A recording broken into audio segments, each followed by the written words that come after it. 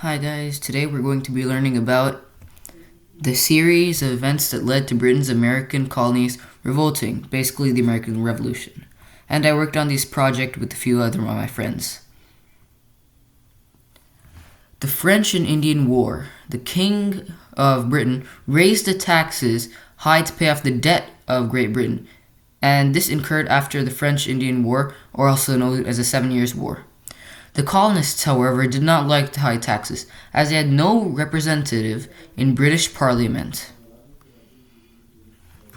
Now, there was also peaceful resistance.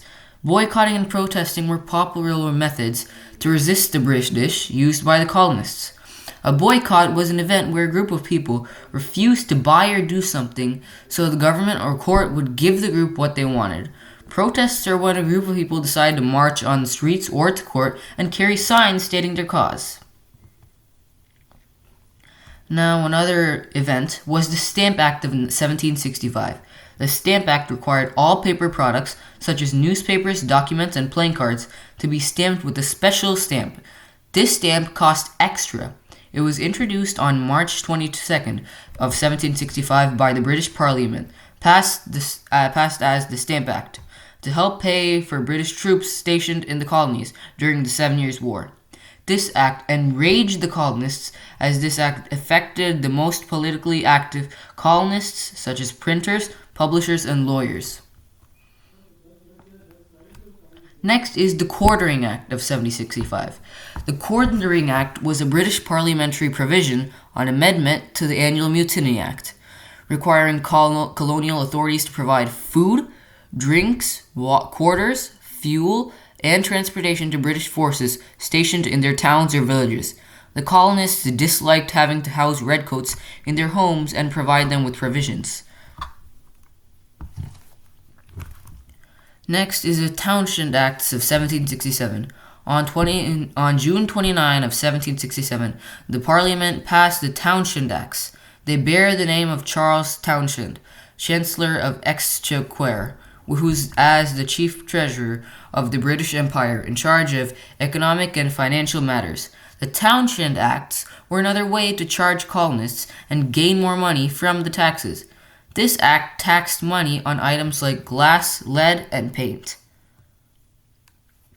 Next event is the Boston Massacre of 1770. After a crowd harassed some redcoat soldiers, feeling confused and threatened, they opened fire after hearing someone shout fire by instinct. 3 people were instantly killed, 8 wounded, and 2 of the 8 died later. So that was just 5 casualties, but that's still a lot. The colonists were enraged at Britain and the soldiers involved. This print from the time made in the colonies shows the soldiers firing as a coordinated volley. The British thought that the killing was justified, as the colonists had been harassing the soldiers for a long period of time. In the end, the soldiers were either convicted of manslaughter, not murder, or acquitted, because manslaughter is just a charge where you are trying to, say, kill someone, but in the form of self-defense. Next is the Boston Tea Party of 1773. The Boston Tea Party was an American political and mercantile protest to the Tea Act on December 16, 1773. It was organized by the Sons of Liberty in Boston in colonial Massachusetts. This is where 340 chests of the British East India Company's tea, weighing over 92,000 pounds, that's roughly 46 tons, on board the Beaver, Dartmouth, and Eleanor, were smashed open with axes and dumped into Boston Harbor. Mercantilism was a practice of the British used to not involve the colonists in trade.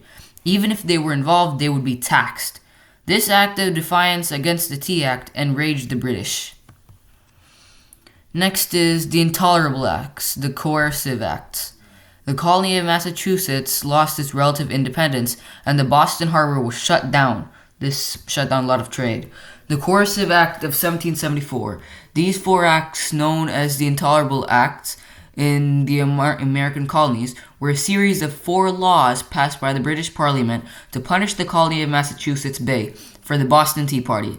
This attempt to punish the colonies only served to further enrage them. These acts were also the main economic causes of the Revolution. Now, here are some social causes. So, after being separated from Great Britain by 4,830 kilometers of an ocean with a volume of 354,700,000 cubic kilometers, with what is essentially self rule, the colonists started to develop identities separate from their British ones, which influenced their reactions to British taxes. Now, what are some political causes? The various taxes Britain implemented enraged the colonists as the taxes heavily impacted their lives. As mentioned before, the Stamp Act affected all those people who used paper. The Quartering Act suddenly gave them uninvited guests. Their tea came from Britain only, and the Boston Harbor was shut down and no one who worked on a ship had a job. Now here are some ideological causes. The colonists viewed the French and Indian War as Britain defending its interests, which made them dislike the taxes and think of them as a money grab, while the Brits thought that it was in defense of the colonists and saw colonial protests as ungratefulness. Now, there are some examples of rebelling too. Some people used violent resistance, also known as rebelling. The most common group to use violence were the Patriots. Most of the time, they conducted peaceful protests, but when things got too desperate, they started using violence. Eventually, people chose this and started the revolution. Now, here's some facts. No one knows who fired the first shot that started the revolution. The East India Company reported that 9,659 euros, or euro 1,305,774, or dollar 1,700,000 in today's money worth of tea was dumped into the Boston Harbor during the Boston Tea Party. 35-year-old John Adams was the lawyer for the British Redcoats put on trial after the Boston Massacre.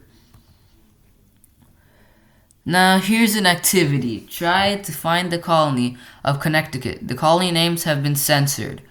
So, yeah, you can go ahead and pause the video. Okay, were you guys able to find it out? Anyway, the answer is right here.